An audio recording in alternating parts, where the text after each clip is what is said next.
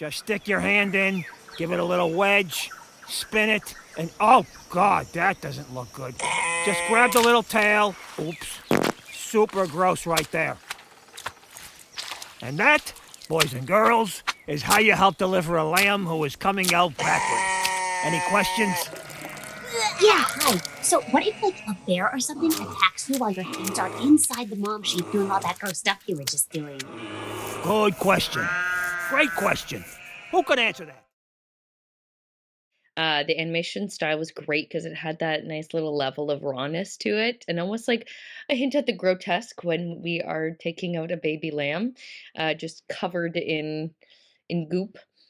Um, Really sharp sense of humor, very quick, but also with a nice dipping of the toes into the absurd, and nice unexpected diversions and expansion ideas. The specificity was what really got me. I like when there's a sort of a balance of the wholesome and the inappropriate, and I thought that this piece had a really great approach to that. Obviously, with the religious implications in the backdrop, but I thought that the piece was really self-aware about where it was trying to find the comedy in that setup, and I thought that the cast of characters really contributed to sort of a continual cheeky approach to the humor that really worked well with the animation style, which I thought was quite impressive. So it was really a smooth and a fun experience, mainly because it was quite short, and I thought that it was paced really well and progressed in a way that sort of lets you get into the characters of the story while also giving you the hope or the potential of an idea that's bigger than this, which I thought was the intention of the piece, to create a foundational idea for a bigger concept. So I thought it was well done in that sense, had a really great sense of art direction and creative style, and had a good musical approach that I thought gave the piece the combination of wholesome and strange. It's clearly poking fun at religious ideas. One thing I thought was interesting was it humanizes Judas, who we usually see historically as a villain, um, and don't really know much about other than his betrayal.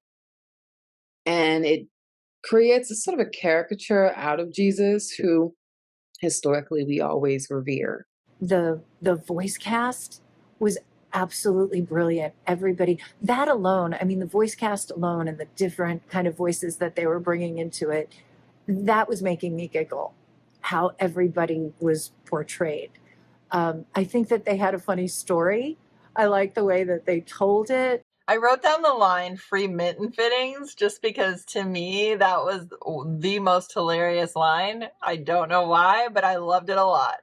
I just thought that was really hilarious. Like, don't worry, we'll give you free mitten fittings. Just thought it was very interesting, and honestly, it was unpredictable throughout. And I thought the voiceovers were really good, very well performed.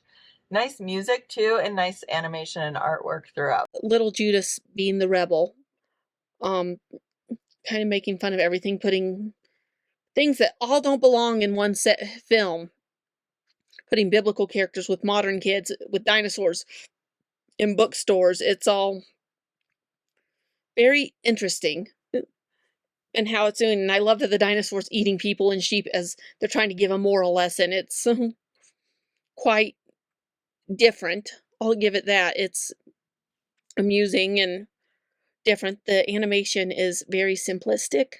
There's the hand-drawn quality, which isn't done anymore. And I think we need more and more of that, even if it is in simplistic forms, because you got to start somewhere.